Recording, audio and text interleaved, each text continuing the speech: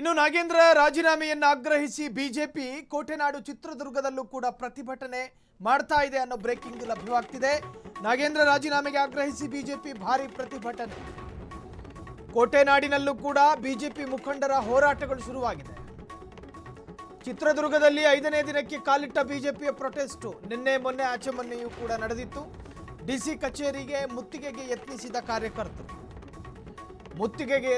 ಕಾರ್ಯಕರ್ತರನ್ನು ತಡೆದ ಖಾಕಿ. ಕಚೇರಿಯ ಮುಂದೆ ಪೊಲೀಸರು ಕಾರ್ಯಕರ್ತರ ನಡುವೆ ವಾಗ್ವಾದ ನಡೆದಿದೆ.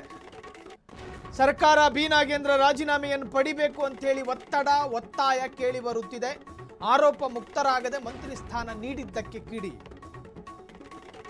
ನಾಗೇಂದ್ರ ರಾಜೀನಾಮೆಗೆ ಆಗ್ರಹಿಸಿ ಡಿಸಿ ಮೂಲಕ ಮನವಿಯನ್ನು ಮಾಡಿಕೊಳ್ಳಲಾಗಿದೆ.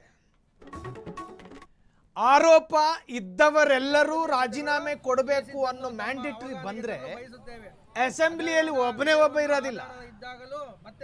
ಅಸೆಂಬ್ಲಿಯಲ್ಲಿ ಒಬ್ಬ ಶಾಸಕನು ಕೂಡ ಇರೋದಕ್ಕೆ ಸಾಧ್ಯ ಇಲ್ಲ. ಕಾರಣ ಒಂದೊಂದು ತಲೆ ಮೇಲೂ 3 ರಿಂದ 4 ಕ್ರಿಮಿನಲ್ ಕೇಸ್ಗಳಿದ್ದಾವೆ.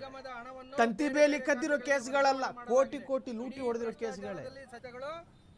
ಪಾರ್ಲಿಮೆಂಟ್ ಅಲ್ಲೂ ಒಬ್ರು ಇರೋದಕ್ಕೆ ಸಾಧ್ಯ ಇಲ್ಲ. ಈ ರಾಜ್ಯದ ಅಸೆಂಬ್ಲಿಯಲ್ಲೂ ಒಬ್ರು ಇರೋದಕ್ಕೆ ಸಾಧ್ಯ ಇಲ್ಲ.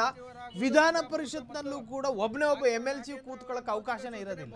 ಆರೋಪ ಇದ್ದವನೆಲ್ಲರೂ ರಾಜೀನಾಮೆ ಕೊಡಬೇಕು ಅನ್ನೋ ಕಡ್ಡಾಯ ನಿಯಮ ಬಂದ್ರೆ ಇದರ ಅರ್ಥ ನಮ್ಮ ದೇಶದ ರಾಜಕಾರಣ ಕ್ಷೇತ್ರ ಇದೆಯಲ್ಲ, ಕಳಂಕ ಇಲ್ಲದೆ ಒಬ್ಬನೇ ಒಬ್ಬ ರಾಜಕಾರಣಿ ಇಲ್ಲ ಅನ್ನೋ ಅರ್ಥ. ಬಿಜೆಪಿ ಇದನ್ನ ವೈಭವೀಕರಿಸುತ್ತಿದೆ.